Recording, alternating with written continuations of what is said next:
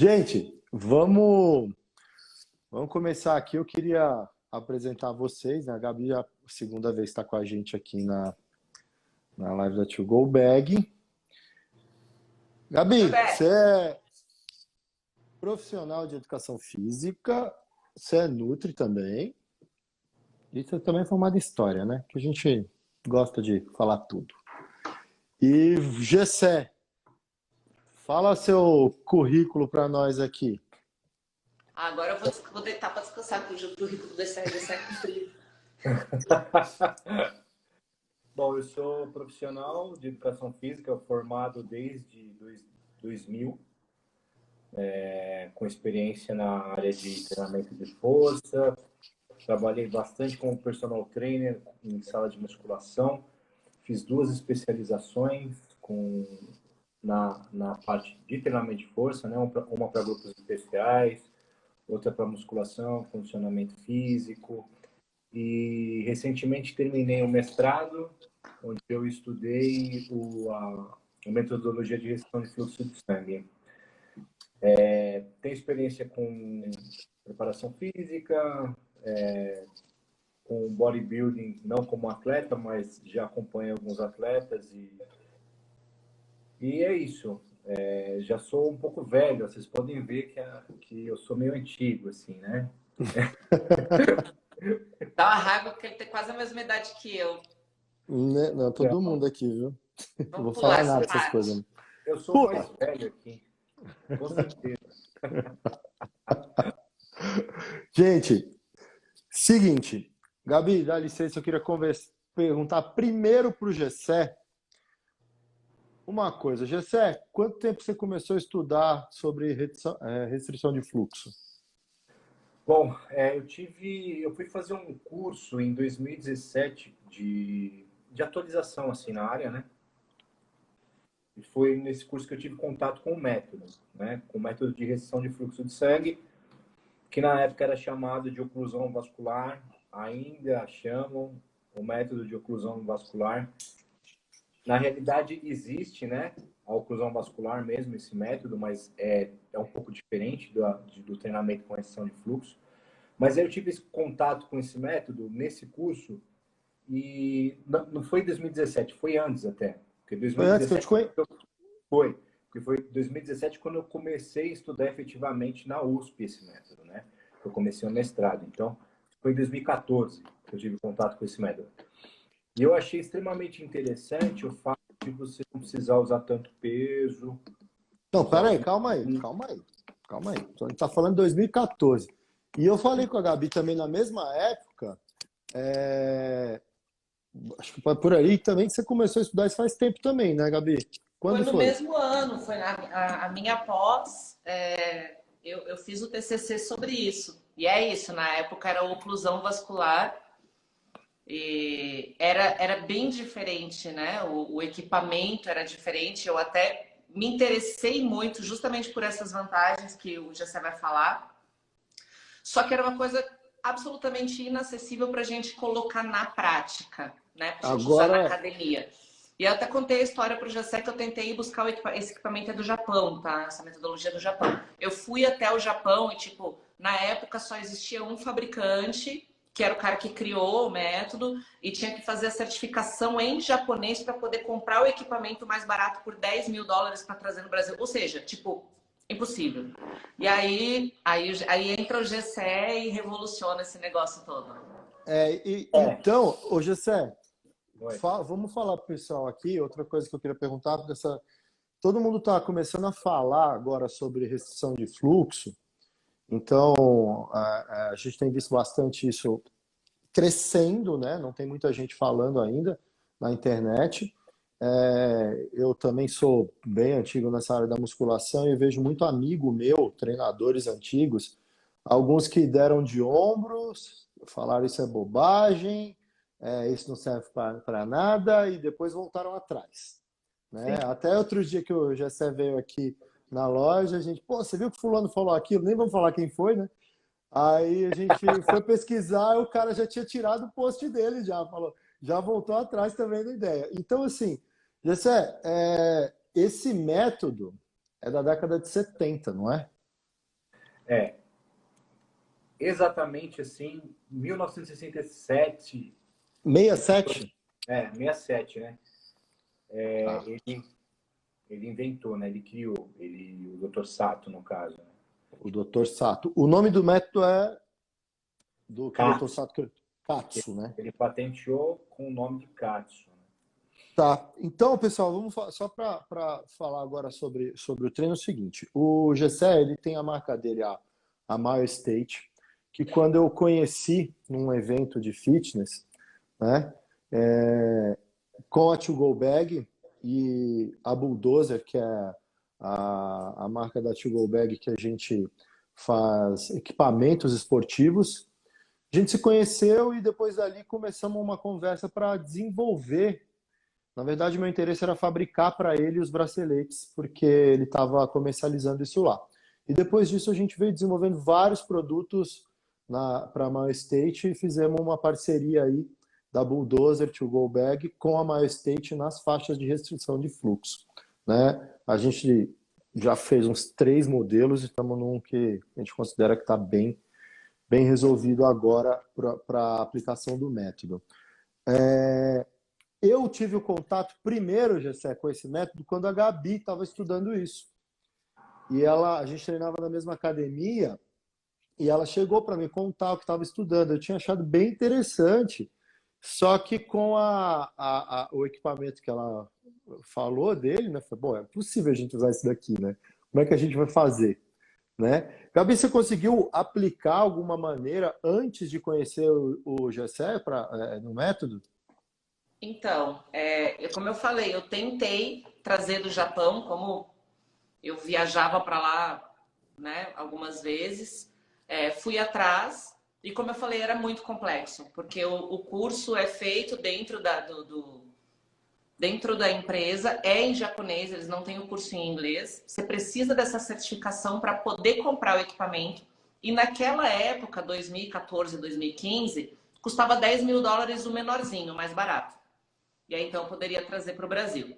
No Brasil, o que a gente tinha? A gente tinha o cuff, que a gente aplicava, acho que os meninos aplicam até hoje no laboratório, né? O cuff de pressão arterial e com bomba de bicicleta, tipo Gambi total, brasileirice 100%, é o que a gente conseguia fazer aqui. E aí, naquela época, qual que é a sacada da revolução? Naquela época, o que a gente tinha, metodologicamente falando, a gente precisava ter um controle muito grande da pressão arterial periférica. Né? A gente regulava o tanto desse cuff, como ele não era elástico, precisava ter uma porcentagem X da pressão arterial para conseguir atingir o efeito que a gente tinha na literatura. Então era super complexo, super complexo. Aí o que eu fazia? Em mim, eu pegava a faixa de joelho, que é o que várias pessoas, você vai ver atletas, fisiculturistas mais antigos faziam já isso tempos atrás. Pegava, o meu negócio é perna, né? Pegava a faixa de joelho e amarrava na perna. Só que totalmente, tipo, do que eu lembrava que eu tinha aplicado na USP, do que eu lembrava que eu tinha experimentado durante a pós, mas sem respaldo científico nenhum. Não existia literatura falando disso, sobre restrição, só sobre a oclusão controlada. Então, quando eu conheci o Gessé na tua loja, para mim foi uma sacada muito genial, assim, muito genial, porque trouxe a possibilidade da gente ter essa metodologia aplicável, barata, pagável, né? E sem essa necessidade. Então fica fácil, por exemplo, de você preparar outros profissionais para utilizar. Né? Não fica aquela coisa exclusiva de tipo, só o fulano lá dentro do laboratório, que a gente tem muito isso, né? De, funciona dentro do laboratório. Tá bom, no laboratório a gente vai conseguir fazer 10 pessoas. Eu quero levar isso para o público, eu quero levar para quem realmente vai perceber vantagem nisso. E aí, quando surgiu essa questão de poder ser elástico, de não precisar, de poder fazer... Para mim, o que revolucionou foi a questão de entender a percepção subjetiva de dor como métrica aí de aperto e perceber que fazia tanto efeito. Para mim, aí foi a genialidade do negócio. E aí, o equipamento do Gessé virou meu, dos meus alunos, de todo mundo. Gessé, Então, assim, antes de te conhecer, a Gabi não conseguia aplicar com os alunos dela, né? Porque não tinha um equipamento viável. Você começou a estudar isso e esses estudos... Antes da gente falar dos estudos, das coisas aqui, vamos dar uma explicada para o pessoal, basicamente, o que é o método de restrição de fluxo. Gessé, fala para a gente, depois eu vou pedir para a Gabi também, ver se quer fazer mais alguma consideração. Porque, assim, o que o pessoal vai ver? Gente com um elástico preso no braço, no bíceps, né? E algumas meninas com elástico preso ali na parte mais alta da coxa, né? Para que eu vou prender isso? Para que serve isso? Tá, então, eu respondo, Gabi? Gabi, Você primeiro. Você. Então, essa restrição de fluxo, né? O objetivo da utilização das bandas elásticas ou dos manguitos de controle de pressão posicionados nessa região mais proximal dos membros, que no caso é abaixo dos ombros, né, entre o bíceps braquial e o ombro, e na região mais proximal também da coxa, né?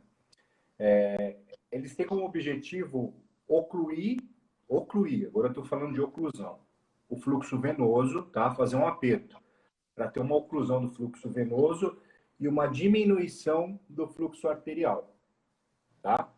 Então ali é a restrição. Isso é um treinamento com restrição de fluxo de sangue, que é diferente da oclusão vascular. Oclusão vascular existe. A gente faz oclusão vascular com outro objetivo, que se chama condicionamento isquêmico, a gente usa no esporte, para pessoas acamadas, enfim. O treinamento com restrição de fluxo de sangue, ainda há o fluxo arterial chegando na musculatura quando você está realizando o treinamento, tá? E aí, foi isso que o Sato descobriu lá na época, né? Que teria arterial ocorrendo de alguma forma. Espera aí que eu estou ficando sem bateria. Tá. E aí ele viu que isso, quando ele fazia isso com cargas, ele testou de várias formas, carga pesada, carga baixa. Na realidade, ele teve lá um processo de uma queda, alguma coisa assim, um acidente, e aí ele teve que mobilizar a perna, né? E na fisioterapia, em vez de ele fazer a fisioterapia, ele foi fazer justamente, ele foi garrotear, ele garroteava com elástico mesmo, né? E quando ele garroteou e treinava garroteado, a musculatura dele hipertrofiou mais do que a outra perna que não estava machucada, né? E aí, a partir dessa história que começou todo esse processo de investigação em cima disso, né? Ele era um médico. Oi? Ele era um médico. Não, ele era um atleta. Inclusive, atleta? Ele competia. Isso. Ah, de fisiculturismo. Fisiculturismo, exatamente. Mas antes disso, você me falou que ele estava meditando e ele ficava numa posição que a perna dele ficou dormente. Então, e ele percebeu que isso era parecido com a sensação de que ele tinha treinando. Então, ele teve a sensação do pump. Que ele falou, nossa, é igual, eu tô com a mesma sensação na panturrilha de quando eu treino ela. O inchaço muscular pós-treino. Ele falou, caramba, isso é porque eu estava sentado em cima das minhas pernas fazendo a oração lá, 20, 25 minutos em cima das pernas. Na hora que ele levantou, ele sentiu esse pump, né, esse inchaço Ele reconheceu muscular. Porque ele era uma pessoa treinada. Sim. E ele reconheceu. Então, basicamente, a gente está falando aqui, com a restrição de fluxo, eu consigo botar sangue para dentro do músculo mais do que eu tiro. Não sai. É isso? Ele não sai. Não sai. Né? E aí ele tá ocluído para sair, mas continua entrando. E isso dá um pump maior. Pump, para quem de repente não está entendendo aí que a gente usa esse termo, é um inchaço maior da musculatura. Né? Hoje a gente consegue fazendo isso várias repetições, né, na academia, mas com o método de restrição a gente consegue fazer isso mais rapidamente. É isso? Sim. mais rapidamente e com uma carga absurdamente menor. Eu acho que isso precisa ser reforçado. Tá. Você consegue um grau de hipertrofia semelhante a treinamento com alta carga. Então, Ótimo. o que isso significa? Significa que o cara, por exemplo, agora na pandemia que estava treinando em casa poderia se beneficiar, porque ele não tinha acesso a grandes cargas. O cara que tá voltando de lesão, o cara que tem uma limitação articular e não pode ainda, né? Ou está em processo de fortalecimento. A pessoa que precisa, por exemplo, equiparar volume ou força de um membro para o outro. Então, tudo isso, todas essas pessoas são pessoas que seriam beneficiadas dessa técnica, porque você não depende da carga, você depende muito mais da eficiência dessa compressão e do represamento do sangue, do movimento, do tempo sob tensão, que é uma das coisas que também fala alto nessa metodologia, do que da carga em si. Então, não há uma sobrecarga articular, apesar de que há um mecanismo muito semelhante ao que se houvesse, entendeu? Isso é muito bacana da gente pensar. Idoso, por exemplo, né? Na USP a galera faz muito trabalho com idoso na esteira. Como existe o processo de perda muscular muito acelerado, bota lá a perninha do cara e bota ele na esteira, caminhando devagarinho. E você percebe redução da perda ou às vezes até hipertrofia, dependendo do cara. Então, tem 1 milhão de aplicações isso, 1 milhão de aplicações para tudo. Por exemplo, eu não tenho deficiência nenhuma, não tenho problema nenhum, mas o meu interesse é o máximo de hipertrofia que eu conseguir nas minhas pernas. Então, eu sempre estou usando, eu treino com alta carga, mas 1 ou 2 dos meus exercícios principais eu faço com restrição. Eu favoreço a minha hipertrofia. Vocês dois concordam, então, que esse método, ele é basicamente ou principalmente para hipertrofia? Sim. Sim, mas eu não posso deixar de comentar que há aumento de força também, tá? Mas assim, não é numa mesma magnitude. Do que um treinamento específico de força. Do que você treinar especificamente com carga, tá? Tá. Então, acho que é bom a gente pontuar assim, mais ou menos, quem é o público que a gente está treinando, né? Por exemplo, um idoso. O idoso vai ter uma resposta de aumento de força. Claro.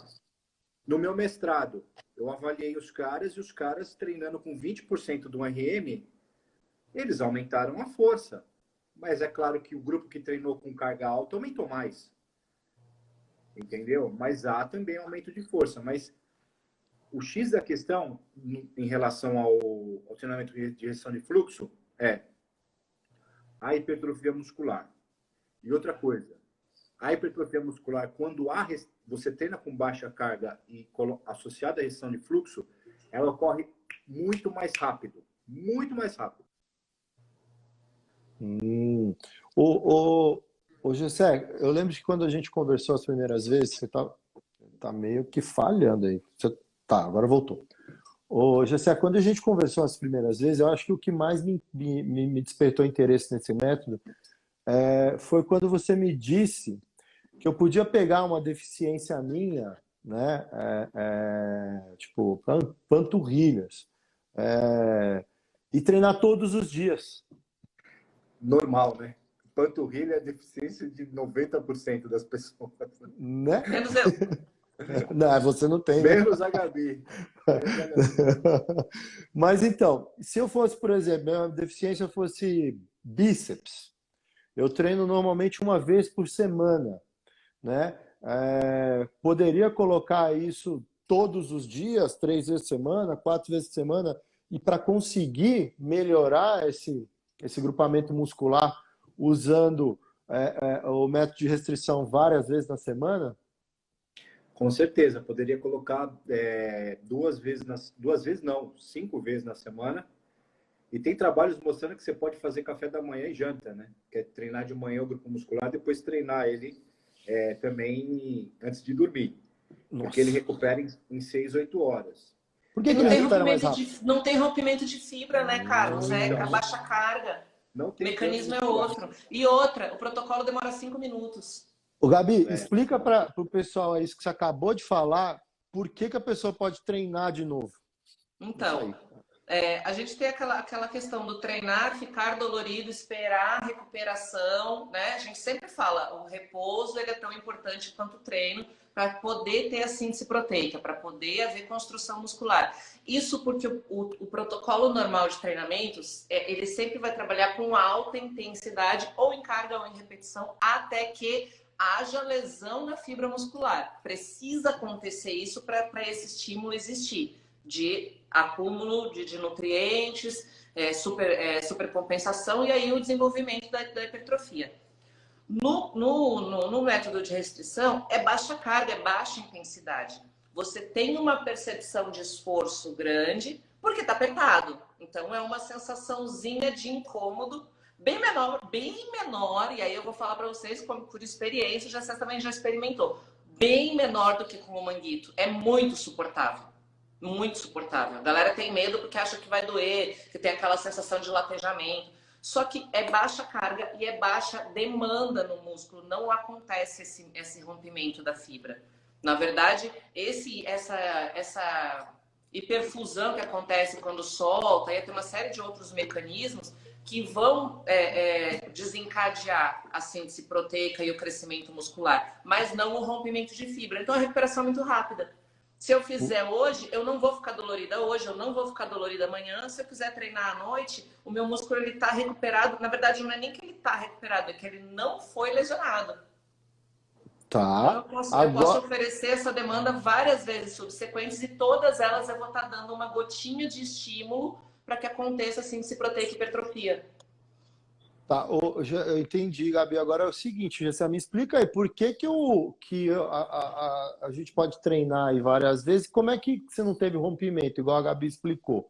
Como é que vai ter hipertrofia ali? Como é que vai ter hipertrofia? Qual é o outro mecanismo além da supercompensação, tudo que a Gabi Então, explicou? A Gabi falou da questão do fato de não ter dano muscular, né? Não ter essa sobrecarga por causa que não tem carga, né? Uhum. A carga é baixa, tá? Então, é assim, o que a gente sabe? Que quando você trabalha com carga baixa, você recupera muito mais rápido e a restrição de fluxo, ela antecipa a fadiga. Então, você faz um volume de repetições aí de no máximo 75 repetições, né, por exercício. Isso faz com que você tenha uma carga total, um load, que a gente chama, baixo. Só que ao mesmo tempo que a gente tem uma baixa quantidade de carga na sessão, a gente tem todo um processo devido à restrição de fluxo, que é aumento da atividade das fibras do tipo 2, aumento da concentração de metabólitos que aumentam o hormônio. Esse aumento de fluxo de sangue dentro do músculo faz com que tenha um negócio que chama a hiperemia reativa, que faz com que justo esse pump, esse inchaço muscular, vai desencadear aumento da síntese proteica e diminuição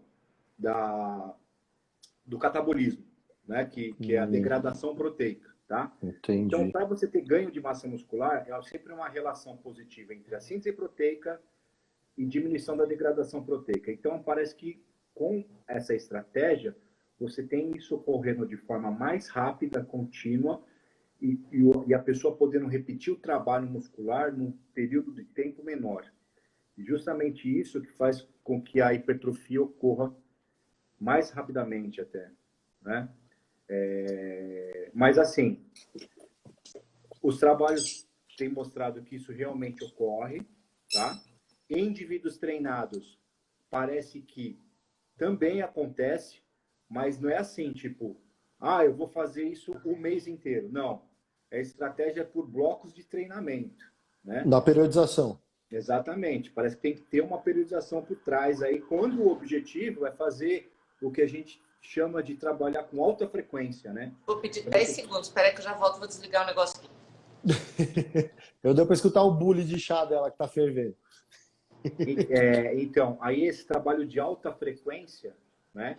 De você trabalhar o grupo muscular até 2 vezes no dia, parece que ele tem um efeito bom, né? Mas ele também acaba rapidinho. E, bom, e aí falando de ciência, alguns pesquisadores foram tentar identificar o porquê que isso ocorria, né? Com indivíduos treinados. Então, um cara que chama Mathias Bjornsen, no ano de 2018, ele fez um trabalho com caras extremamente treinados, seleção de powerlifters lá do pessoal lá da Noruega, lá da Escandinávia. E aí ele fez um grupo que treinava força 3 vezes na semana durante 6 semanas. E o outro grupo treinava uma semana 3 vezes força e na outra eles faziam restrição de fluxo de segunda a sábado, alternando, né? Uma semana sim, outra força, uma semana sim, outra força. E aí ele viu que o grupo que fazia a restrição de fluxo mais o treinamento de força, eles tiveram hipertrofia da fibra tipo 1 e o outro grupo não teve. E eles viram em análise molecular várias vias que foram ativadas lá na musculatura que estão relacionadas com a hipertrofia, né? Então, Gessé, explica rapidão fibra 1 e fibra 2 aí para quem não... Se a galera vai ficar meio perdida.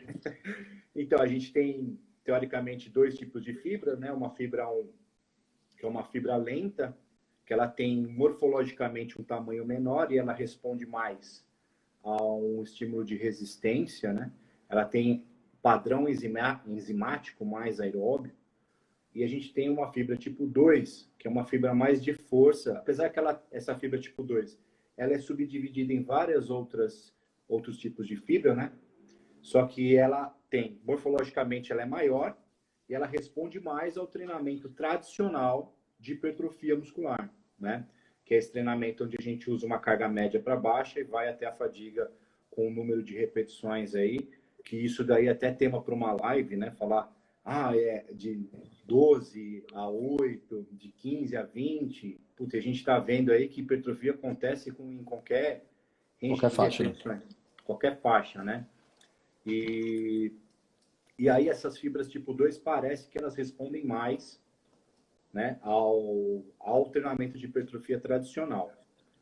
E a fibra tipo 1 menos, né? Não que ela não responda, mas ela responde menos.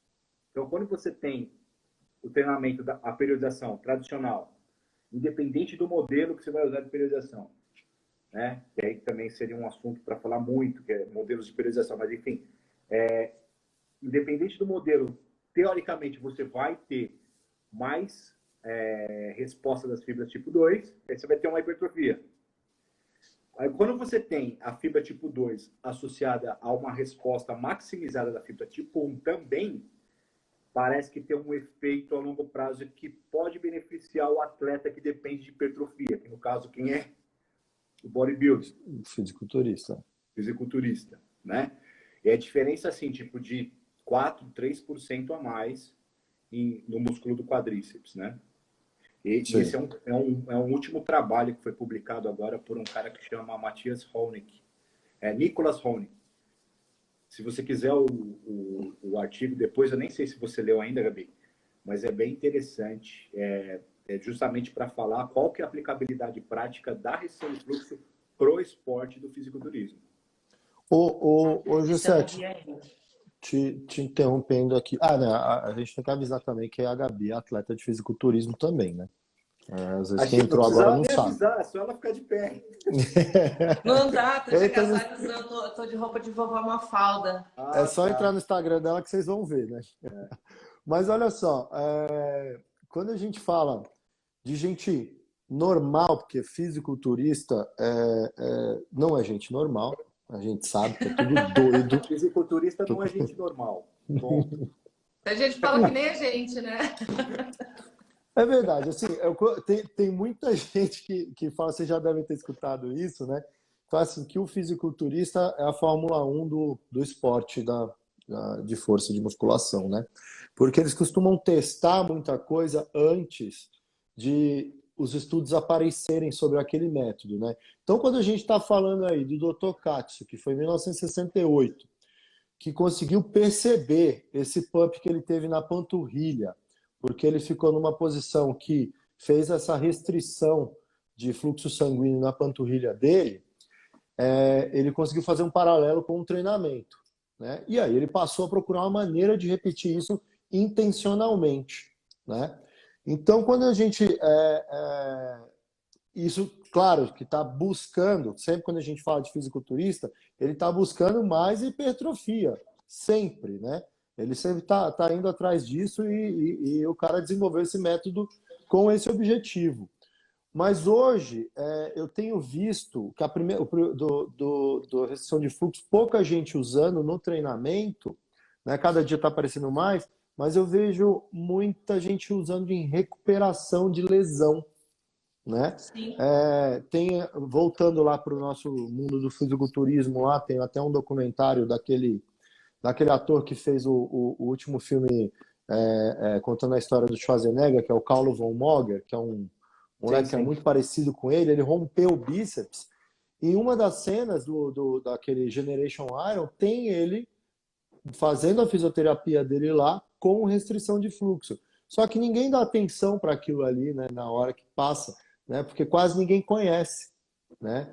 Agora, quando a gente fala de que você consegue hipertrofia com menor carga, que você consegue hipertrofia sem ter risco de lesão, e para transferir agora em paralelo para gente normal, que não é fisiculturista, eu já ouvi, eu sou professor também, tá, gente? Não dou mais aula, mas já dei muita aula e vocês devem lembrar disso daqui. Muito aluno não gosta de sentir dor, nem aquela fadiga de quando a gente faz uma série muito extensa, que dá aquela ardência no músculo, não sei o que, tá queimando, o cara, não aguento mais, tal, a menina, ou o cara, mas ele não aguenta chegar naquele nível, né?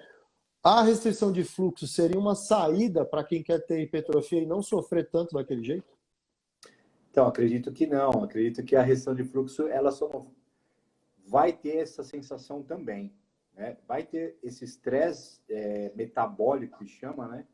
Ele vai acontecer numa magnitude até maior do que um treino com carga mais pesada, e a pessoa pode sentir essa sensação de dor, no caso, ardência. Na realidade, na hora que você está fazendo, é uma sensação ruim, a ponto da pessoa não saber se está doendo, se está ardendo, ou o que está acontecendo, né?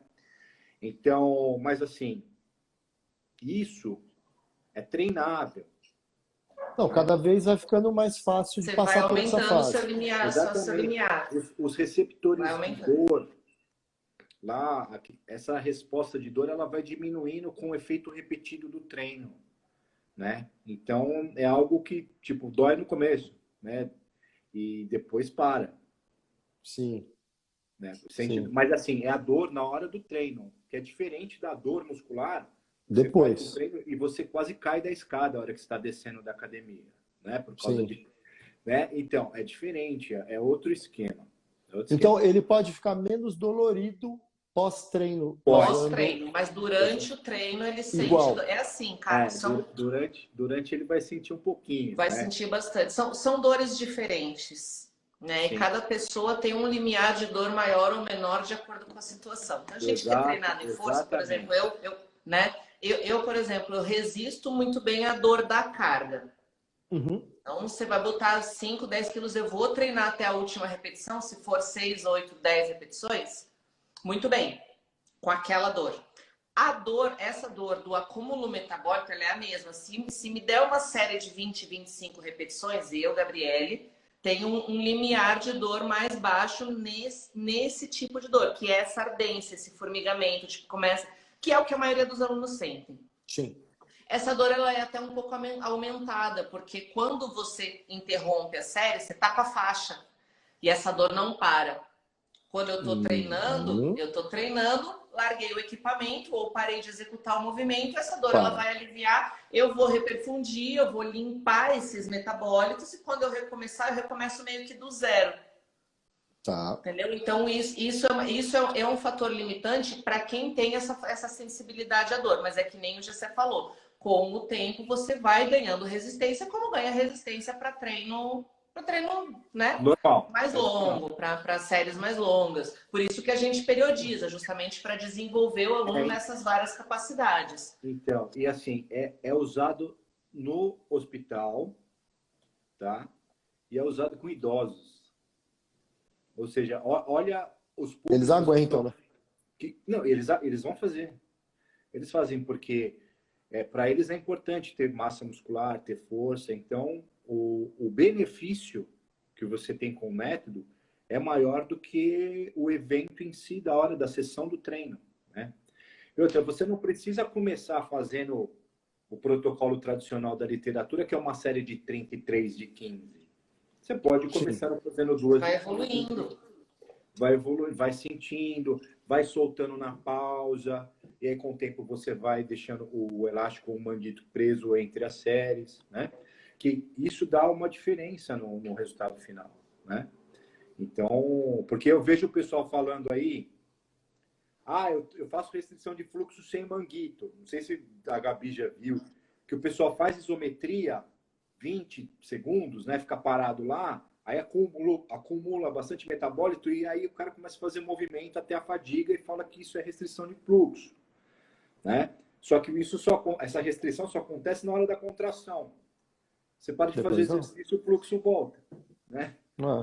Então não é restrição de fluxo. Você precisa de um agente mecânico ali, que é a faixa de restrição. Existe um represamento ali, mas não é semelhante, entendeu? Porque vamos pensar em gráfico. É assim, ó, na restrição, você tem esse fluxo interrompido, certo?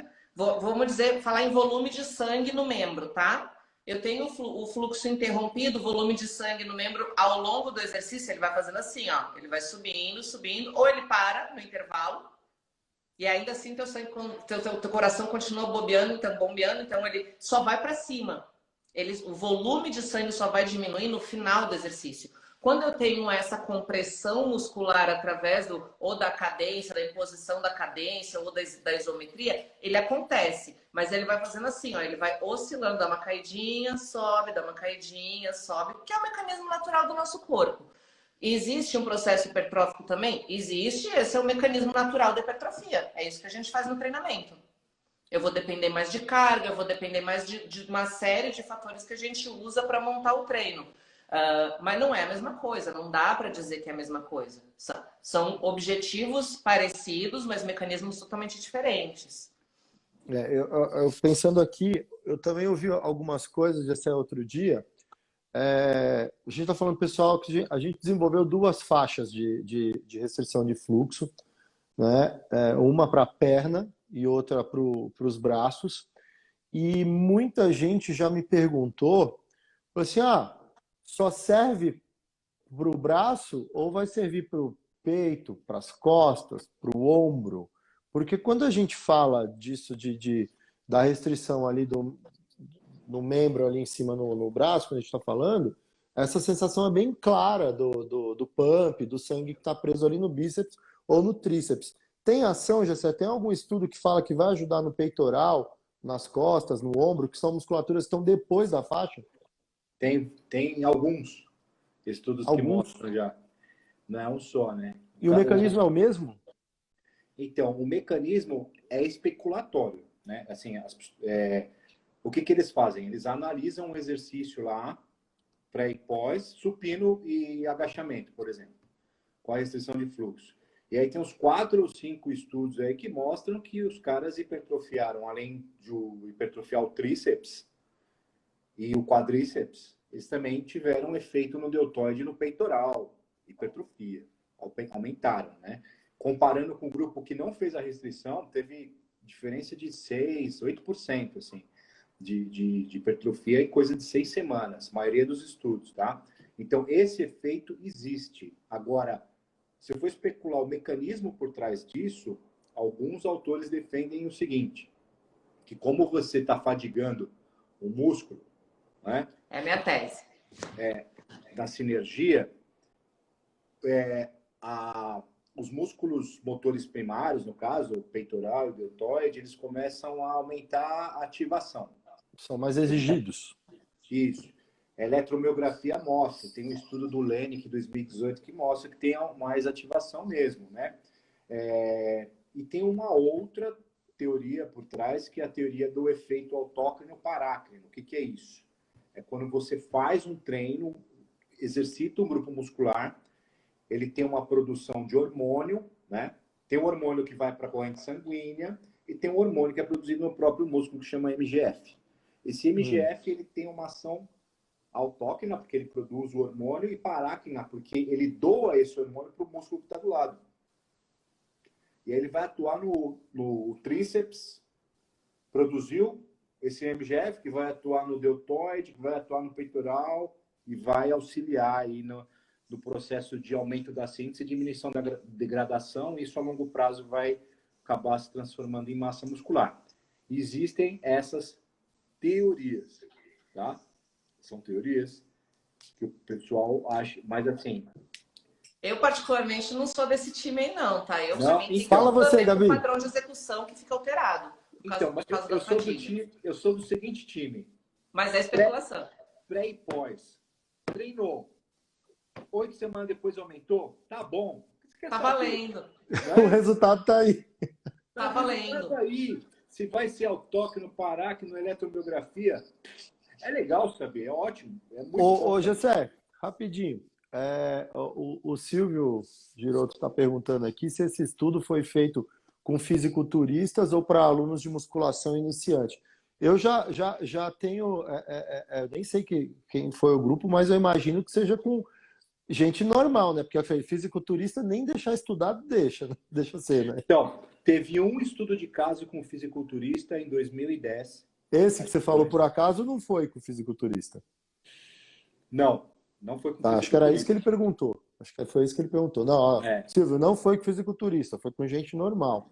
Não, Silvio, deixa eu explicar uma coisa pro Silvio e pra galera que tá aí. Gente, trabalho, pesquisa científica, pesquisa acadêmica, 95% delas vão dizer assim, ó, adulto jovem saudável, que é quem? É o aluno da graduação que está precisando de um pontinho e vai lá servir de sujeito de pesquisa no laboratório. Exatamente. Então, sempre que você pensar em sujeito de pesquisa, pensa num aluninho de faculdade.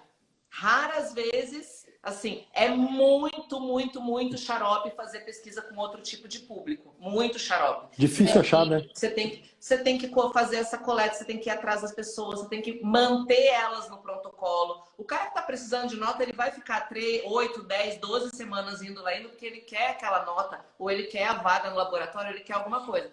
O cara que está lá fora é muito mais difícil de manter por protocolos longos. Então, sempre a gente pensa nesse adulto jovem saudável.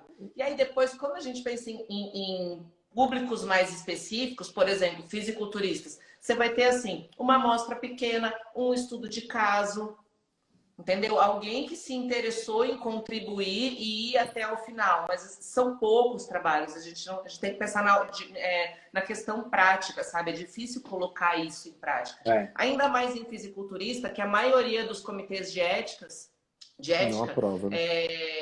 Não gosta, não deixa aceitar, tal. Entra a questão de uso de esteroide, entra um monte de coisa. Então, assim, pra você conseguir uma galera dessa, é muito difícil. Então, você vai ter 1 ou 2 trabalhos falando, e aí você vai ter que garimpar muito, ver se o trabalho realmente vale a pena ser lido. Então, sempre pense em adulto jovem saudável. E assim, adulto jovem saudável, ele não é treinado, ele é fisicamente ativo. O cara que está na graduação, ele não consegue treinar firme, porque ele precisa estudar. Então, é a galera tipo nós ele tá... assim, tipo, a galera normal, vai pra academia, treina, vidinha normal. Tá agradecendo aqui, ficou bem claro para ele. Ele tá agradecendo vocês aqui. Bom, o Gessé, então, se eu usar, eu pergunto aqui, que eu acho que a maior das dúvidas que eu recebi, né, quando eu comecei a falar sobre isso com as pessoas, e eu acho que a gente consegue colher mais depoimentos de pessoas que usaram o método e apresentaram resultados, né? De gente que treina há muito tempo, gente que é fisiculturista, gente que só tem uma frequência legal na academia. Eu recebi, não sei se eu cheguei a te mostrar, de uma cliente que usou o método 30 dias, todo dia ela fazia glúteo 4 apoios. Depois de 30 dias, ela teve uma boa diferença na hipertrofia da musculatura do glúteo ali. Né? Ela falou, olha, não foi tão difícil fazer, chegava em casa à noite, separava 15 minutos para fazer e curtiu o resultado e continuou usando. Né? Você tem mais histórias aí de gente que usou e teve apresentou algum resultado assim em tão curto espaço? Porque essa menina foi 30 dias. Então, tenho relatos assim de quebra de platô, né? A pessoa tava, puta, eu não sei mais o que fazer com dieta, tal, assim, o ciclo também eu não sei mais o que usar. Vou colocar restrição de fluxo. Pá! Aí ganhou aquele 2 centímetros a mais, entendeu? Também já tive com peso corporal também, as pessoas, mas treinando com alta frequência, né? Treinando praticamente todo dia, vi diferença. O Tá, pessoal gente relatou normal. diferença. Eu vi algumas pessoas falando, nossa, minha panturrilha parece que melhorou. Eu não sei te falar em termos de medida, porque eu não gosto de medir, mas no espelho ela tá diferente, entendeu? E uma coisa que é extremamente legal, assim, que eu não sabia, do efeito analgésico, né? Então, depois eu fui dar uma investigada e eu vi que pessoas que estavam treinando pesado, que tinham problema no ombro, né? Problema articular, joelho e tal, que já estavam naquela fase da periodização que está sentindo muito, começaram a usar o método e a dor passou. E aí voltaram a colocar carga de novo, né? Isso eu consigo relatar na prática. Na prática. Gabi, conta você aí, o que você tem de experiência com a restrição aí pra gente, para seus alunos, você. Agora eu fiquei curiosa, será que é por causa da limpeza, da reperfusão? Agora Não, já... é por causa da beta-endorfina. Tem um gráfico que mostra que é 4 vezes mais do que treinar com carga alta. É absurdo. Ó, nossa, já curti, já vou pensar nisso daí. É uma novidade para efeito mim. analgésico fortíssimo, assim. Fortíssimo. Gostei. Eu era atleta, eu fui atleta de voleibol, assim, não profissional, mas eu joguei competitivamente, né, assim, por faculdade e tal. E eu tive muita lesão de manguito, né, no ombro. E depois de mais velho eu fui voltar a jogar e, nossa, uma dor assim terrível, terrível, terrível. Eu comecei a fazer fortalecimento só com a restrição de fluxo, 20 dias, parecia que tinha injetado, feito infiltração. Não senti mais nada, nada, nada. Nossa. O efeito é fantástico, fantástico. Já vou guardar isso como informação importante, porque ainda mais lesão de ombro, que é uma coisa assim, Então, Incomum, né? mas né, assim, que vem de balde. Olha, mas, eu, da minha experiência, do meu uso, eu gosto muito nas minhas alunas de usar para os músculos que eu tenho maior dificuldade em fazer com que elas treinem pesado. Por exemplo, mulher gosta de treinar quadríceps. Você bota ela na cadeira extensora, ela tá feliz da vida. Você bota ela no leg press, ela tá feliz da vida. E aí, principalmente para quem tem foco em competição ou em proporção, eu sou muito. Vocês sabem que eu sou pentelha com esse negócio de proporção, né? O bíceps femoral ele tá sempre deficiente. Primeiro por uma limitação nas execuções, é um músculo mais difícil de você ensinar, você passa mais tempo em adaptação, né? Mais fraco, você não tem reflexo, né? Você não tem o estímulo visual, você não está enxergando, então a sua via neural é diferente. Enfim, tem uma série de limitações. Então, o stiff é um exercício que é legal de mulher fazer, só que a gente não consegue fazer com muita carga porque tem pouca força na mão. Aí eu boto a restrição, elas fazem o stiff lá com um pezinho de 12, 15 quilos, 20 quilos, se for uma mais forte, e eu consigo chegar na proporção de volume do quadríceps em Vou relação ao resolver quadríceps femoral. esse problema seu depois aí, das suas alunas que não tem força na mão, eu vou te falar depois. Pode terminar. Então, e aí eu chego nessa proporção estética. Não deixo de treinar força, porque é uma questão funcional, mas consigo chegar mais fácil nessa proporção estética, do desenho do femoral em relação ao quadríceps ficar mais bonito. Particularmente, com as meninas, é o que eu mais gosto de fazer. Homem, não precisa dizer, né? Bíceps e tríceps, eles gostam.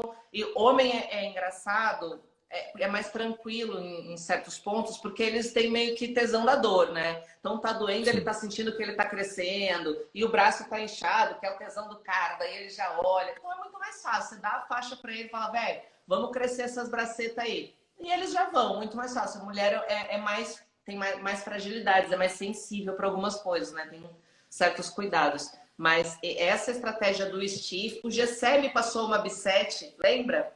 De agachamento com stiff.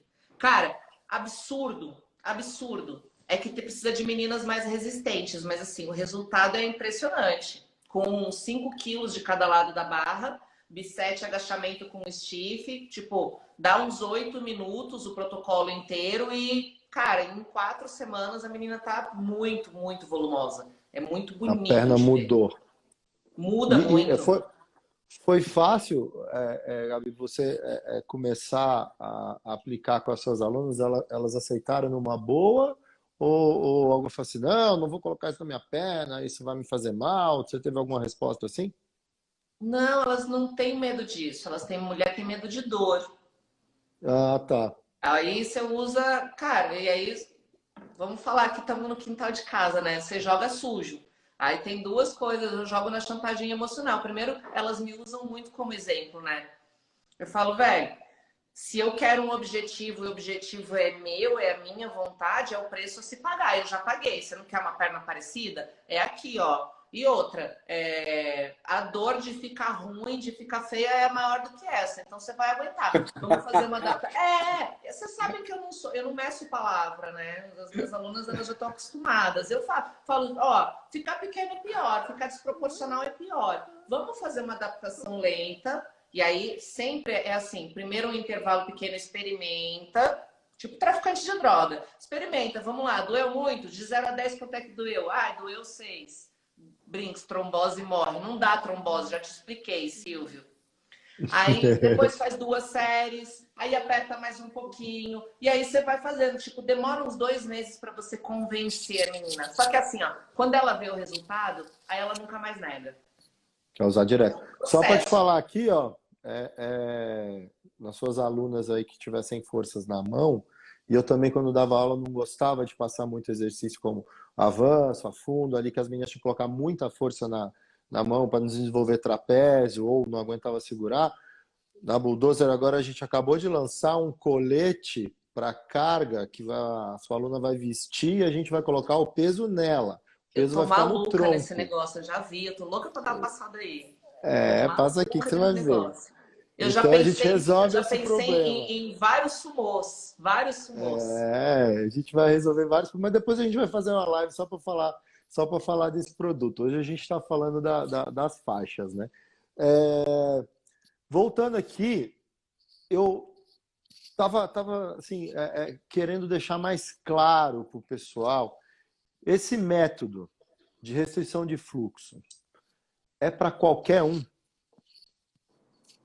Não. Quem não pode fazer? Problemas de trombo, embolia, histórico na família e cardiopatas. Né? E aí eu vou fazer mais um adendo aqui, porque é muito recente, que é o que eu ultimamente ando mexendo bastante. A gente está vivendo aí 1 ano e meio de pandemia, né? E hoje o que precisa, o que eu tenho investigado muito e o que eu estou investindo muito em reforçar a necessidade da nossa profissão, existem uma série de consequências pósteras, né? A quem teve Covid. A gente está chamando isso de long Covid, uma síndrome pós-Covid. Essa síndrome pós-Covid, 1/3 das pessoas que tiveram agravamento, mais ou menos, né? Elas desenvolvem problema circulatório, sem saber. Né? Elas vão saber se acontecer algum acidente ou se elas forem investigar. E aí é a galera que se trata no Einstein, não é todo mundo nós aqui que estamos aqui no Hospital da Lapa. Né? A gente precisa trabalhar com a realidade. 90% das pessoas que tiverem algum problema de long Covid, elas não vão saber. E isso ele vai se desenvolver ao longo do tempo e a gente não sabe se isso vai perdurar ou se o próprio corpo vai resolver. O que a gente sabe é que existem problemas de ordem circulatória, inclusive trombo. Então, pessoas que tiveram Covid, eu particularmente, do que a gente tem de pouquíssima coisa na literatura, não recomendo. É arriscado. Tá. Né? A gente tem uma série de profissionais aí que está investindo nessa recuperação de pessoas que tiveram a doença. É muito importante, o exercício ele é o melhor tratamento pós-Covid, mas ele precisa ser feito de uma forma responsável. E a principal preocupação que a gente tem que ter é essa, porque o cara vem enfraquecido, precisa recuperar potência, precisa recuperar força, né? Se o cara foi hospitalizado, ele vem caquético, ele perdeu muita massa muscular. E aí eu tô falando porque eu fiquei muito assustada. E aí o cara quer desenvolver protocolos para acelerar o processo de recuperação do cara e tá botando o cara em risco. Então, pessoas que tiveram agravamentos pós-Covid, que estão em processo de recuperação, por enquanto é melhor não usar, pelo menos até que a ciência consiga investigar até que ponto a gente consegue trabalhar isso e evitar que o cara tenha um problema maior. Muito novo, né? Deixa eu fazer uma outra pergunta aqui, Gessé. Eu tô aqui com as faixas aqui, ó. Essa aqui é de braço e essa aqui é a de perna. Muito então, bonita. Onde vende? Muito obrigado. Aqui no site da Too Bag. Aproveita e usa o cupom da Gabi aí, ó, quem tiver. Cupom Fala aí, Gabi, seu cupom. Tá no site da... É Gabi 10, gente. Meu nome com 2 Bs, GABBI 10. Eu não sabia, não, que tinha no site. Eu tô mandando todo mundo chamar o Gessé no direct. Pode chamar o Gessé que você ganha aula grátis lá. Boa. Agora é o seguinte, Gessé, a gente tá aqui com as duas faixas. Essa tem 8 centímetros, essa tem 4,5. Eu tenho acompanhado no Instagram, principalmente, né? Acho que o Instagram é a rede social do fitness, né? E eu vi um amigo meu, tá? Ele nem sabe que eu tenho essa parceria com você para fazer as faixas. E ele estava usando a faixa de perna que a Gabi usou no braço dele. Ele deve ter um braço muito grande, né? Não tem. Não? Nada demais. A gente não está falando um cara de 50 centímetros de braço. Tá? Ele está falando um cara que treina há muito tempo e tal, aqueles seus velhos 40 e poucos centímetros de braço, que a faixa ficou enorme no braço dele. O que está errado? Isso daí. Por que a faixa que você desenvolveu ela tem 4,5 para o braço e 8 para a perna? Então, porque eu me baseei na referência de todos os estudos de 2009 para cá, em relação ao tamanho da largura dos elásticos, né? Então, todos compararam diferentes tamanhos, né? O que eu posso falar, assim? O que acontece? Quanto mais largo, menos você tem que apertar. Certo. Para restringir a quantidade necessária de sangue, tá? Tá. Só que, em contrapartida, a dor é maior. A sensação de dor parece... Eu usei as faixas...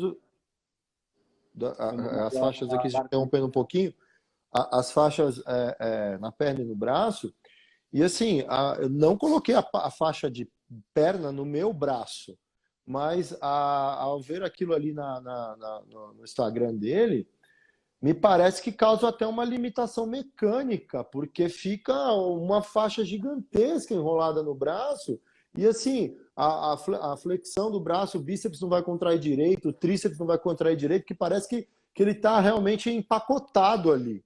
Mas então, na verdade, essa é a função da faixa de joelho, né? Ela é feita para limitar o movimento. O cara... Lá no joelho, não o cara vai botar lá no braço, joelho, né? O cara, onde ele botar, vai limitar o movimento. Ela tem uma rigidez, inclusive, né, para isso. Uhum. Deixa eu ver se ele tá convidando. Antigamente a galera usava tripa de mico. Ih, caiu, de verdade. Antigamente a galera usava tripa de mico, você já viu? Já vi. Tá me ouvindo? Tô. Peraí, que ele... Caramba, cadê o José? Deixa eu convidar ele aqui. Pronto. Chamei de novo. Então, com tripa de mico, eu tive a sensação de ver também muita gente no Instagram usando a tripa de mico que não... José, voltou? Voltou. Voltei. Tem um probleminha técnico aqui. Tava falando lá da faixa larga e a Gabi acabou de falar também. Fala aí da faixa larga. Quanto maior é a largura, quanto mais largo, maior a probabilidade de realizar oclusão vascular. Então aí deu ruim, que a gente querendo fazer restrição. Exatamente. Se o método é restrição e não oclusão, não tem porquê. Então, ótimo. O ideal seria se aproximar desses 4,5 cm a 5 de largura para membro superior, que é o que a gente sabe que tem respaldo da literatura, mais de 12 artigos mostrando mais ou menos essa largura, e uma média de 7,6 centímetros para a perna. Ah, tá, porque se você falasse para mim aqui que era a mesma coisa, eu ia te matar, porque eu fui atrás desses elásticos, dessas larguras, que ele me pediu tanto. Não é, porque assim, eu quero fazer um produto que diminui absurdamente a chance da pessoa ter uma oclusão. Ótimo. Então é por isso que ela é mais estreita no braço, né? Exatamente. Mas também não é para usar aqueles elásticos de prender tripa de mico. Acabei de falar isso. Falei, tinha uma galera que usava tripa de mico. Aí você via o cara com a ponta do dedo preta no final do exercício. O cara tava, sério, o cara tava num processo de necrose. Dentro ali você aguenta, tipo, 20 centímetros, que é... Aliás, 20 segundos, que é o tempo de você tirar sangue. Não é feito para você ficar, né, esse tempo todo. Porque ali também causou uma oclusão também, né? Depende muito, né? Porque, por exemplo, eu vi um cara famoso aí fazendo fisiculturista, atleta, com um elástico desse aí, né? Eu também vi. E o cara tava, acho que usou toda a capacidade lá de aperto do elástico e não tava restringindo nada, porque o cara era enorme, entendeu? Então, né?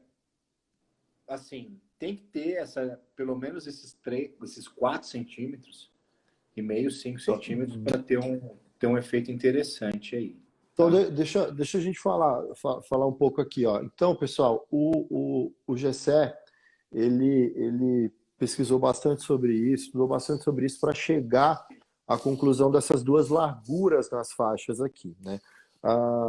Esse cara que a gente está falando, que a gente viu usar a faixa de perna no braço, está errado porque ele vai ocluir a circulação sanguínea, né? E esse que a gente também viu, que é outro cara usando o garrote ali, a tripa de mico, também está errado porque está totalmente fora da largura escolhida e também vai ocluir também o fluxo sanguíneo de uma maneira que não é o método. Você está fugindo do método que é a restrição. Só para o pessoal entender mais fácil. Ocluiu, parou tudo. Restringiu, passa um pouco ainda.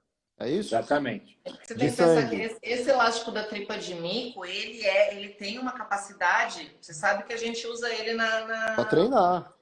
Não, a gente usa nas barras suas aí, então você multibar, pega lá do pé, traz aqui do braço. E as pessoas, existe e aí quando você pensa na MyoState, quando você pensa no método, existe um tanto de compressão, por mais que a gente não tenha um relógio marcando, né, um reloginho da pressão que nem a gente usa no laboratório, mas existe uma pressão adequada que vai proporcionar essa restrição sem oclusão. Dá para fazer oclusão com MyoState também, basta o cara ser sem noção.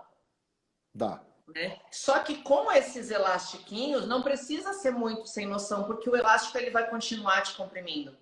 E o tecido, o líquido, a gordura vai ficar cedendo, dependendo da quantidade de gordura que o cara tem, cede mais fácil ainda e vai apertando o tempo todo cada vez mais, entende? Você não tem vamos dizer assim, uma linearidade nessa compressão. Então não dá para dizer o que vai acontecer no final. Isso que você está falando é muito importante para o pessoal entender o seguinte, eu vou falar um pouco sobre materiais, porque o elástico que a gente usa na faixa da MyoState, ele é composto de um material elástico e de um material rígido, né? Então é o nylon e o elastano. Isso faz toda a diferença, e quando a gente desenvolveu, o Gessé fez a questão de ter regulagem nesse aperto, para saber caracterizar ali a escala de aperto que o estudo exige, né? Então, fazendo o método de restrição com as faixas corretas, você tem muito mais garantia de resultado do que pegar a tripa de mico lá e amarrar no braço, né, gente? Pipa de mico foi Da minha época chamava muito assim. engraçado. Se a gente usa isso, todo mundo sabe o que é isso. Sabe qual que é o problema? É assim, ó. É que fisiculturista ele tenta tudo. Sim. Fisiculturista qualquer coisa vale. A gente não é normal realmente. Assim, você falou que cresceu, a gente tenta. A questão sempre tem alguma coisa na moda. Nesse momento, a restrição com fluxo está começando a entrar em moda. Sim. E aí você tem o GSE que está divulgando conhecimento, que tem uma metodologia, que tem um cuidado para que as pessoas fazem isso com segurança. E tem a galera que não ou às vezes tem preguiça, ou às vezes não quer gastar esse tempo ou esse dinheiro para ir atrás do que é correto e acha que é igual. Então assim, apertou, se eu apertar tá valendo.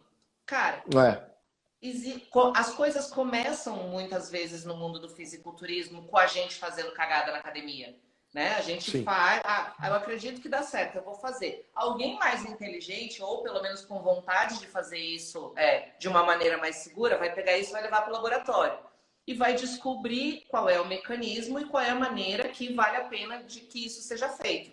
E aí traz de volta para a academia para que não seja só o fisiculturismo e o resto da galera se beneficie. O caminho é mais ou menos esse.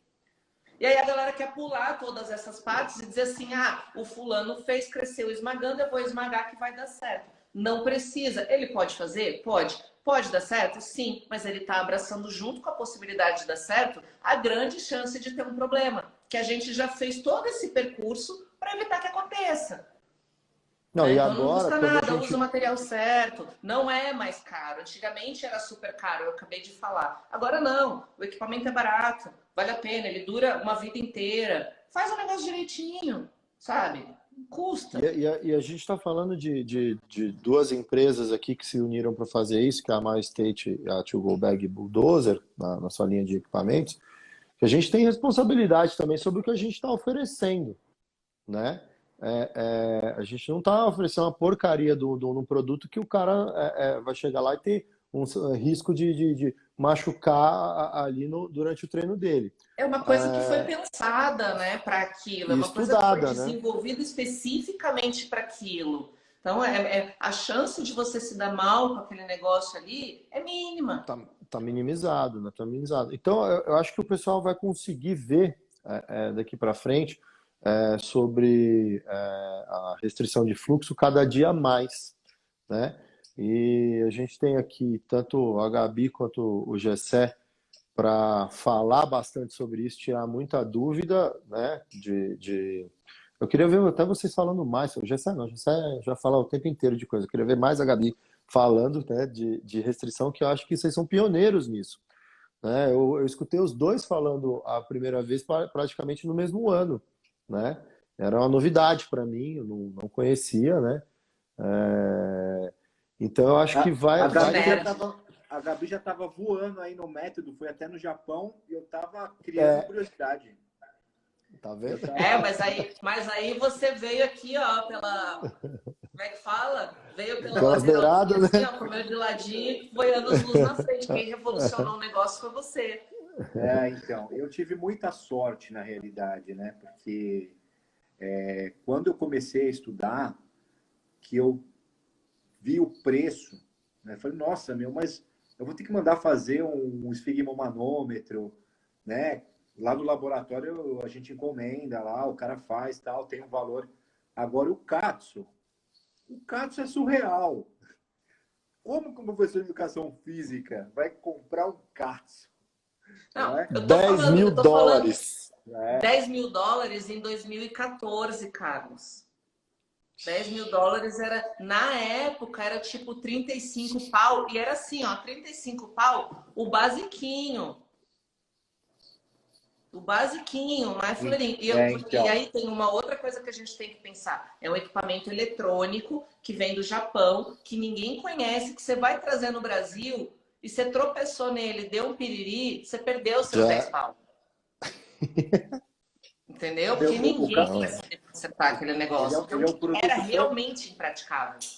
O Katsu é complicado, porque a medida dele não é nem milímetros de mercúrio, uma medida dele lá, que ele inventou, SKU. É tudo em japonês. Eu tenho um monte de equipamento em japonês aqui em casa. A minha biopedância eu trouxe de lá. Mas assim, é tudo eu falo hierógrafo, que eu não sei nem o nome daquela letra lá, né? É tudo em japonês, e aí você vai deduzindo. Meu estigma de pressão também é de lá. Porque os equipamentos realmente são muito bons, muito bons. Sim, só que esses fantásticos. comuns, eles são pagáveis.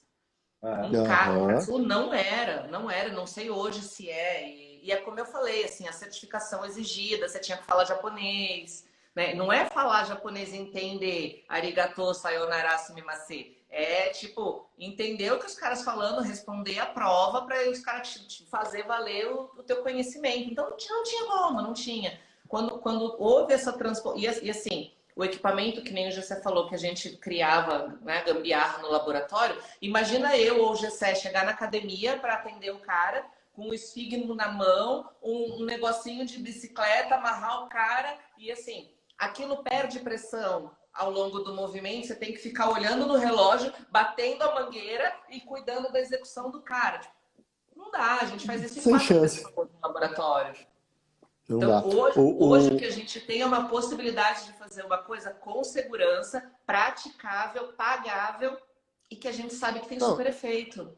Gente, e também é o seguinte, esse equipamento, as faixas de restrição, o professor que vai investir nisso, ele vai oferecer muito mais resultado para todos os seus alunos. Você não precisa, não é igual uma luvinha que cada aluno tem a sua. Se o aluno quiser ter a dele, tudo bem, né? Mas dá para ele compartilhar isso com outros alunos, né? Ele vai, a faixa a faixa lavável, não tem problema nenhum, né? Você pode fazer a higiene dela, né? Mas é uma coisa que a gente está falando aí de por volta de R$ 200 de investimento para a faixa de braço e pernas, né? E você poder aplicar com garantia de resultado em todos os seus alunos, que eu não me lembro de equipamento que você vai comprar para aplicar uma metodologia de treino tão eficiente assim. Você vai fazer o quê? Tá bom, vou comprar uma esteira, um equipamento que vai te dar um puta resultado, né, mano? Não, agora você está dando aula no parque para o cara que vai fazer agachamento com o peso do corpo, que vai fazer a caminhada, colocou a faixa, vale muito a pena para quem está querendo oferecer mais resultados, que muita gente saiu da academia para treinar em área livre, né? Sim. Então, eu acho que ainda não caiu, assim, as pessoas não têm noção do benefício, do quanto é bom o investimento, assim, o que pode trazer em termos de resultado no treino e para atender um range enorme de clientes e não precisar de carga, né? Imagina você poder atender a pessoa na casa dela, só levando as faixas, né? De repente, uma pessoa menos treinada vai fazer agachamento com o peso do corpo, vai ter um baita de um resultado. Você não precisou levar a anilha. Não, e tem outra coisa, né? Eu comentei sobre isso quando eu anunciei a live, né? Porque tem bastante gente que está em formação ou que é profissional da área aí, que a galera procura valorização profissional. Então, assim, quando você carrega isso, você está aumentando o seu leque de opções, você está mostrando para o cara que você está atualizado, você está colocando valor na sua aula. Sim. Né? Você tá mostrando aí que você tem um espectro maior de possibilidades para oferecer para o seu aluno que faz valer o valor que você cobra. É verdade. Né? Ó, eu sou um profissional que sou capacitado, que estou atualizado, que eu entendo do que eu estou fazendo, que eu tenho um equipamento adequado para te oferecer. E outra, Só o fato outra de coisa eu que... escolher o equipamento adequado já quer dizer que eu tenho uma preocupação a mais, entendeu? É diferente do cara chegar e, peraí que eu vou te amarrar aqui. Poxa, gente, pelo amor de Deus, né? A gente está vendendo saúde. Assim, profissional de saúde, o nosso juramento é cuidar de pessoas, não é fazer loucura. Então, quando você, enquanto profissional da área, enquanto profissional de educação física, você chega e apresenta um método com um equipamento, com uma justificativa e traz isso aqui para o cara, talvez você nem use tanto, mas assim, você já inspirou no seu aluno uma confiança, né, na sua capacidade muito maior. Se você, a partir do momento que você quiser aplicar, esse cara vai aceitar muito mais fácil. Não é? É o que eu brinco com vocês quando eu faço com as minhas alunas. Eu falo, ó, eu fiz em mim, funciona, eu estudei, eu fui lá, tá aqui, tá aqui, tá aqui, eu vou te explicar tudo isso daqui. Tô te dizendo que vai Vamos funcionar fazer. e que vai dar certo. Você quer ver? Quer ver? A confiança é outra, sabe? A vontade da pessoa de aceitar e de experimentar mesmo por curiosidade é outra vibe. Você tá falando de um outro nível de profissional, entendeu? E você vai oferecer resultado mais rápido para o aluno. Quem não quer mais isso? Todo mundo quer conseguir um resultado mais rápido, né? E Se quiser esse método é para isso. um esquema É aí que de resultado trabalhar mais em cima rápido é do uma ponto linguagem fraco. bem De complicada para a gente hipertrofia? tratar com o aluno. Porque você vai se equiparar com um monte de gente que faz um monte de coisa para dar resultado rápido, que vai na contramão do que a gente está falando. A gente está falando de um negócio bom que funciona e é seguro, é legal. São pessoas que têm um respaldo, é uma coisa que tem respaldo científico para a gente aplicar e fazer o bem, sabe? Precisa deixar isso claro, porque assim, resultado rápido hoje em dia é uma coisa muito problemática da gente falar. Tem que ter muito cuidado com esse termo. Eles não vêm só por isso, né? A gente está falando de Não. um treinamento seguro, né? Uma das coisas também para deixar claro para o pessoal aqui, e foi durante o desenvolvimento dos produtos com GSEC que eu bati muito nessa tecla, que hoje eles têm um tamanho único, com regulagem para todo mundo, né? Antes a gente tinha PMG e GG, e aí cada pessoa tinha que fazer uma medida para achar. Agora não. Você pode, como personal, você pode comprar um kit só e usar Um em só. todos os seus alunos. Não tem mais tamanho, porque esse produto que a gente desenvolveu agora, ele tem regulagem para todos os tamanhos, né? E tudo a gente testa antes, né, Gessé? Todos os modelos que a gente botou para testar ali, você trouxe o resultado, a gente foi arrumando e chegar no produto definitivo agora, né? Então, essa é a vantagem, não tem que comprar Sim. as coisas um para cada aluno, né? Você pode ter aí um equipamento que vai servir para todo mundo, né? Pessoal, quer acrescentar mais alguma coisa aí? Eu acho que tem muita coisa para a gente falar sobre o método ainda. Acho que a gente depois podia marcar para a gente falar sobre, na prática, como é que usa isso treinando mesmo ali, tá? Finalmente o José vai vir treinar comigo. Pra pagar essa dívida. De repente a gente marca um treino para ver como Vamos é que é, marcar. né? Gabi, lá na Gaviões do Trimais, vamos lá, eu gostei de lá, viu? Vamos. Já vamos Gostei da marcar. Já vou falar com a gerente. Tem um Curte lugar lá é muito... demais, não é? A gente faz lá Tá linda e mostra. demais a academia lá. Vou treinar não, vou só ver. Meu amor, soldado no quartel quer trabalho. Tem Vai que treinar treinar. também, pô. Eu fiz um treino com o Gessé, com a faixa, né, Gessé? Quando a gente foi lançar esse modelo novo, lembra? Ó, já vamos marcar. Já quero a faixa e quero o coletinho para experimentar também, que eu tô apaixonada nesse colete. Dá uma olhada lá e a gente vai marcar. Pessoal, Gessé, quer acrescentar alguma coisa? Fala do seu Instagram, da Maior State, que vamos botar um monte de gente lá para te procurar para falar sobre restrição. Tem o meu Instagram aqui, pessoal, né? O Gessé Personal, e tem o da Maior State também, eu mostro os produtos, né? Os elásticos de restrição lá. Também pode me chamar por lá. E se quiser um material, alguma coisa a respeito de como usar, tem vídeos lá demonstrando como é que faz o aperto, como é que é a regulagem da escala, tal, os protocolos de treino. Também falo de treinamento aeróbio um pouquinho, com restrição de fluxo, né? Precisar de algum material para estudo, né? E se alguém quiser, eu tenho um curso, né? Pela FBA Legal. Cursos que eu gravei, que é um curso para aprender a usar a restrição de fluxo associado ao kit multifuncional, né? Do Carlos aí da To Go Bag, né, Carlos? Pode falar O aí. Multibar. É verdade. Esse produto da pandemia, né, Gessé? Que são os produtos da pandemia, que é uma forma de você treinar a pessoa em casa, né? Com pouco material e pouco investimento. E é um curso bem legal, porque eu falo de toda a questão da periodização, da restrição de fluxo associado ao treinamento com resistência variável, né? Vamos deixar o link depois do curso para o pessoal que tiver interesse aí. Vamos fazer um post só para isso. Tá legal. E é isso. Qualquer coisa que vocês precisarem, estou à disposição. E quando eu for treinar com a Gabi, eu vou fazer um filminho com ela. Ó, o pessoal tá pedindo live do treino, hein? Vamos fazer. Gabi, fala aí. Quer acrescentar alguma coisa? O pessoal te acha na... Mas o que você tem aí pra gente? Eu, da minha parte, só agradecer mesmo o convite, dizer que é sempre um prazer. E assim, conselho de tia pra galera, gente, abusem do conhecimento desse rapaz aqui. Perguntem, manda direct, pede literatura. Sério, eu sempre falo isso. Quando a gente encontra pessoas que estão dispostas a dividir conhecimento de qualidade, tem que sugar. E se o cara deixa, aproveita mais ainda. Então, ó, você é um cara super disponível. Você sabe que eu sou teu fã. Eu rasgo cedo mesmo sem medir. Abusem, gente. E aproveitem a metodologia. Aproveitem que agora pode. Tem muita gente para se beneficiar. Quem é profissional da área... Eu acho que assim, é obrigação se atualizar e ter esse conhecimento na sua bagagem. Obrigação. Daqui 2 anos vai estar todo mundo falando disso e podia ter começado hoje, né?